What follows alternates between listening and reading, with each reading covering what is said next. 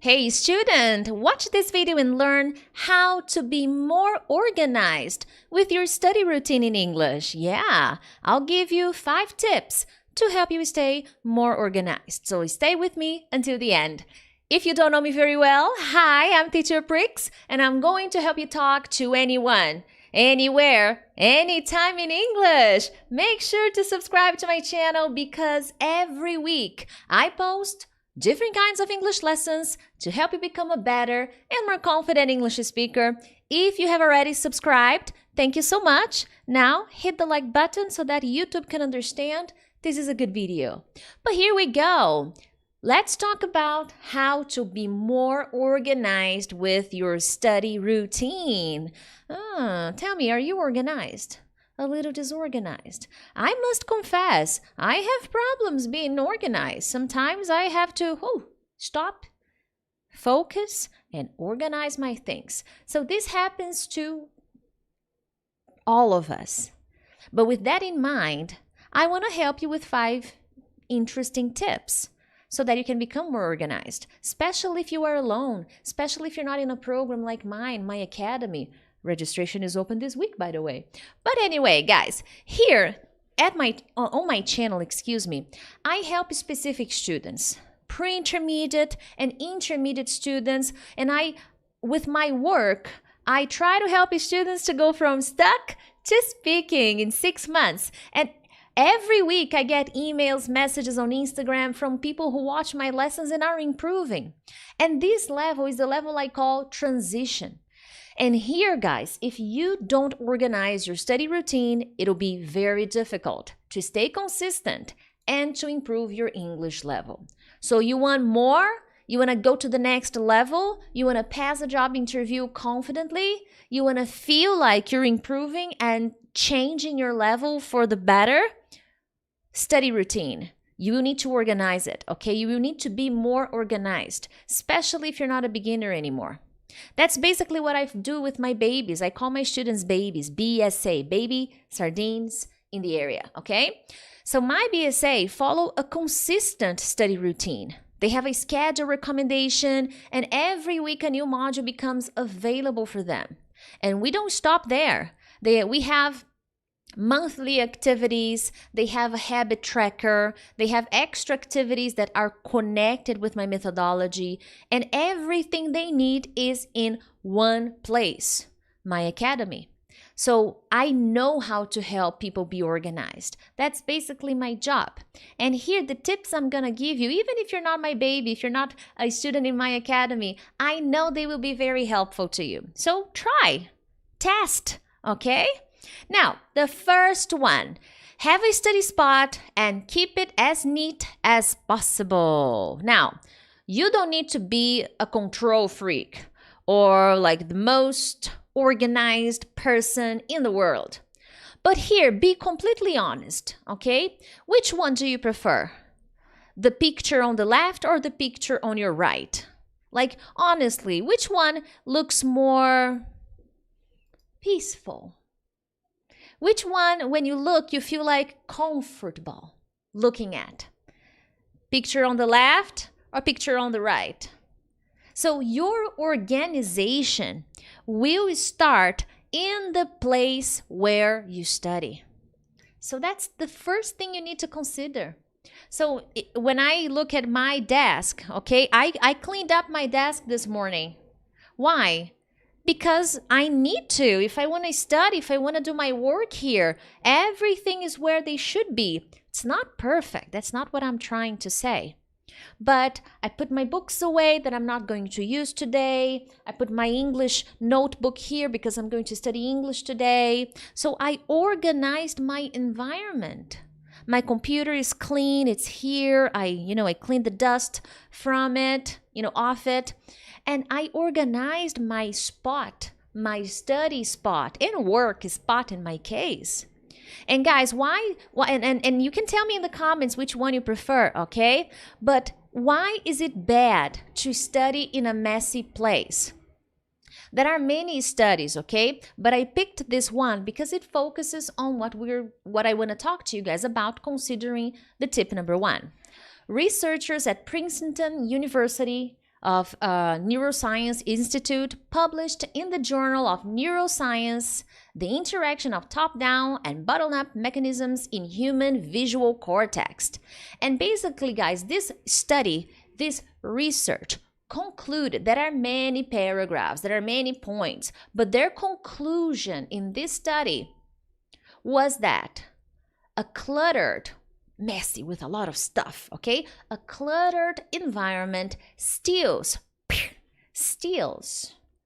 a part of your ability to process information and focus as compared to an organized environment. So look at that. And this is not the only study, okay? The Princeton University is one university that did this study, but there are many more ones. Okay, excuse me. I think there's a study, a very nice study from Harvard. There are many. I could come here just to talk about studies, but that's not my goal. What I'm trying to point out is messy place, messy mind. You will not be able to focus, and the studies show that you lose. It takes away part of your ability to process information, to focus. So you want to be more organized? Organize your desk. Okay? That is so important. That's why I'm not in favor of, study on the bus. Oh, sure. People around talking, laughing, upset, things constantly moving. How do you expect to focus? There are studies that show it takes your attention away. It takes your ability to process information away. So it is harming you. Your environment is harming you, okay? Now, number 2, dedicate one notebook to English. This is my notebook, okay? Just believe.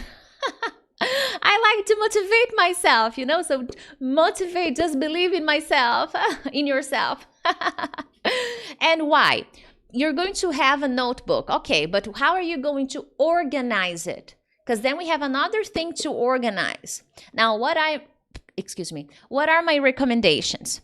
Every time you study, I want you to write down the date, as you can see here on the screen, okay? I want you to write down the date, March 28th or February 2nd, as you can see here on the screen, and the name and pages of the materials you're using. So if you're using a book, write down the number of the page of the book and the subject, okay? If you're not using a book, like in this page, I was not really using a book, I think. No, I was doing a movie review. I was writing. It was my writing day. So I wrote about a movie. So I wrote movie review. Here I could have written the name of the movie. When I start the essay, I can see the name of the movie, but I could have written the name of the movie on top of the page, okay? So this will help you organize your practice. What the heck are you doing? Okay? So it's important that you know. So this is a very important and very basic recommendation that many people ignore. And why? Because they're so used to their phones that they forgot that this is more powerful, okay? Not against phones, but there's research, there are studies that show that this is more productive than this. Not for everything, of course not, but I'm talking about learning and retaining information, okay? Remembering information. You can also use Post-its. Okay, you can also use Post-its to mark, to flag the page of your notebook where you wrote something important or something you need to get back to later. So I love using Post-its, okay? I have many Post-its here. Here. Different colors because I need to use my visual channel. Here is my blue one. I think my blue one is over. I like blue a lot, and pink. Anyway, so I use Post-its, and then just as I did here, you don't need to use many, okay? Just to flag important pages. So let's see here what I marked. Oh, okay. So here I marked when I started a new lesson. of something that I was doing. I'm still in this lesson. I think I'm already done with the lesson. Pretty much done with the lesson, but there are a few things I want to review. So I haven't put a new one here because this is a new notebook. My previous one is over. So you can put this to help you remember important things or to mark the beginning of things. Oh, I'm starting lesson 10 in a book I'm using. I'm starting lesson 12 in a book I'm using. So organization. And my sardines is studying with me from my academy. Pay attention. This is for you too, okay? I love using Post-its. They can be very useful if you know how to use them, okay? Now, make sure to hit the like button, subscribe to the channel, maybe share this video with a friend. When you share, you really help the channel. YouTube understands that, wow, this is good information, so I'm going to support this channel and recommend it to other people. So make sure to do that, okay? Now, study plan. This is amazing, especially if you need organization. It's not my academy, okay? But it's an excellent material that will help you organize your study routine. How do you study grammar and reading and listening and vocabulary and speaking?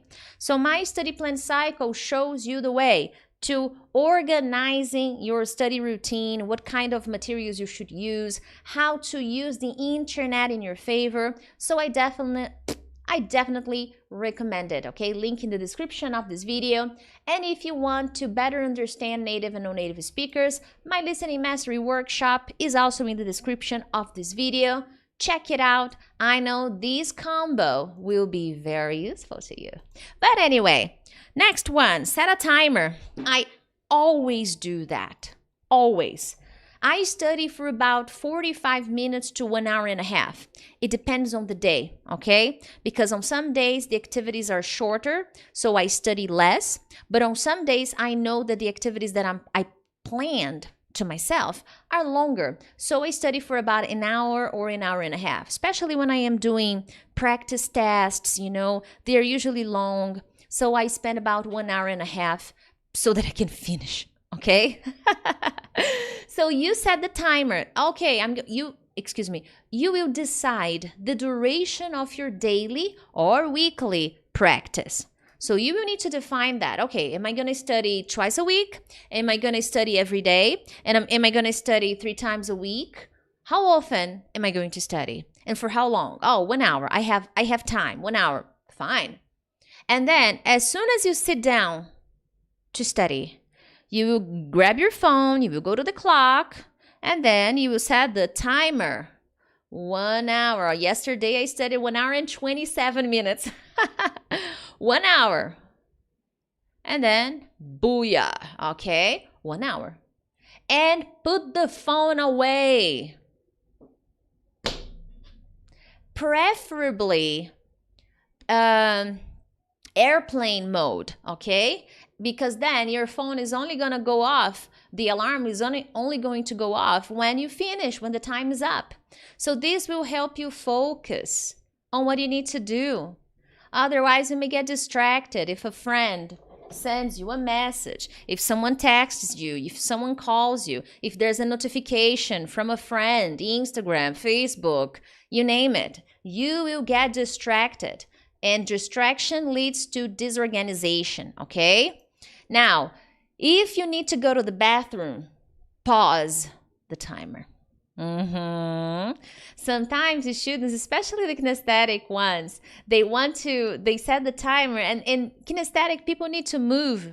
So as soon as they sit down, they're like, I need some coffee. And the timer, and then they get coffee. I'm a little hungry. Maybe an apple, maybe just a quick cracker, you know, and then they go, I need to stand up a little. There's always something happening. So pause the timer. Otherwise, it's not really an hour. Okay? So don't fool yourself. Oh yeah, I sat down for 1 hour, but I stopped like 4 or 5 times because there was always something happening. There was always something going on. I paused because I wanted to check my Facebook page or my Instagram profile. Oh, and then I stopped because I had a call from someone. So were you really studying for an hour? So that I'm not judging. This has happened to me, okay? And then I started to realize that, hey, I'm not studying. I'm not doing the work. So I'm going to put away my phone. I'm going to set the timer and then I'll get to work. I will put it on airplane mode. The only exception for not setting your phone to airplane mode is if you're expecting a phone call.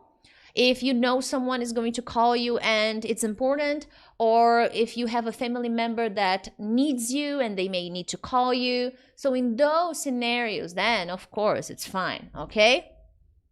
Very well, let's keep rolling. Don't use too many sources. Watch out. This is pretty similar to the messy desk. Messy desk, it'll be very difficult for you to focus. It'll take your concentration and your ability to process information, according to the Princeton research. Now, here you will also have a messy mind. And why do I say that? Oh my God, you sit down to study. There are so many things to do. And nice things. I'm not saying they are bad, okay? That's not what I'm saying. But there's just too much. Too many things. Well, so many nice materials to use, but no idea which one to pick. So many teachers to watch, but no idea who to prioritize. So many podcasts to listen to, but no idea which one will help you the most. So you are always in this conflict. Oh, Teacher Prix released a lesson. Oh, but Teacher Peter. Oh, but Teacher James. But Teacher Alice. Oh, but Teacher Jennifer. I don't know. All awesome people. I'm just saying names. I don't know people that, are teachers and have those names. I'm not saying they're bad or great or excellent. But if you follow too many, you will be bombarding your brain with information. And then you will feel guilty. Oh, man. No, I won't watch it. So watch out, okay? So pick a few materials. With my study routine, I think I follow like 2 books. Basically 2 books. Yeah, one like for grammar reference. If I'm studying grammar, I like to have some references. And a lesson book to guide me on conversation subjects. Basically what I do with my babies, but to my level, okay? Appropriate to my level. Oh yeah, and I have another book for pronunciation. That's it, okay? So my sources are very limited. And when I use the internet, when I use videos or podcasts, I use them. Of course I do. I focus on my on the structure of my practice. They complement my practice. It's not the other way around. Okay? So less is always more. Of course you can use Netflix. Of course you can use YouTube. Of course you can use BBC. Of course you can use TED Talk. But what's the structure of your study routine? That's what you need to pay attention to. That's how I help my babies. Of course, they can use extra sources. I give them recommendations, but they have their structure. The 24 modules, they absolutely must follow and do consistently. And if they have a bit of time, then they have options of extra activities for them to do. Okay? Now, combine 2 skills every time you study. So you will create your study combos. I love doing like grammar and writing. And when I say writing, not just writing the explanation of the grammar lesson. Oh, present perfect is a tense. No. When I say writing, I mean creating my examples. Sometimes my explanations to help me remember the information. So I finished studying modal verbs. Okay, now I'm going to focus on something new. Okay, I created a lot of examples with the lesson that I reviewed. Okay, so every time I sat down to study, I think I studied for 3 weeks. Examples. So that was my writing and grammar combo. When I did the movie review, it was writing, listening, because I watched the movie, I think twice, and then vocabulary. It was a 3 skill combo, okay? And that took me like a week because I studied different words. I studied the structure of writing a movie review. It was all connected to writing. I worked on my listening because I watched the movie twice.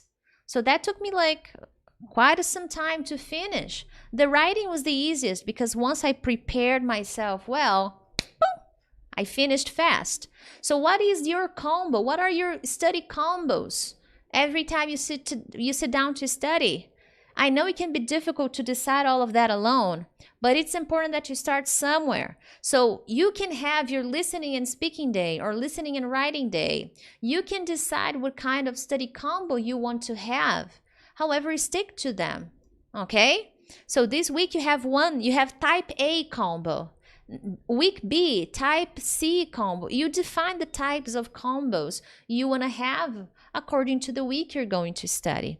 If you know you're going to have a little bit more time this week, include another day.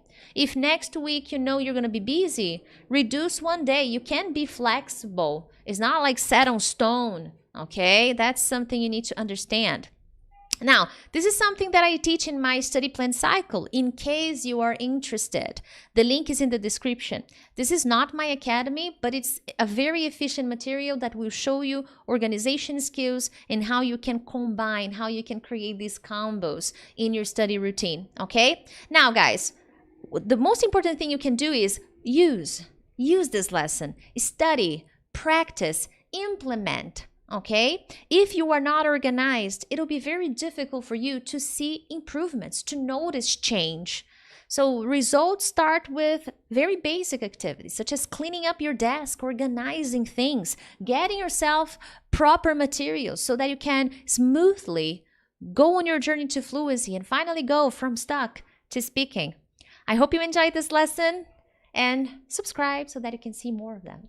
Thank you guys. Bye-bye.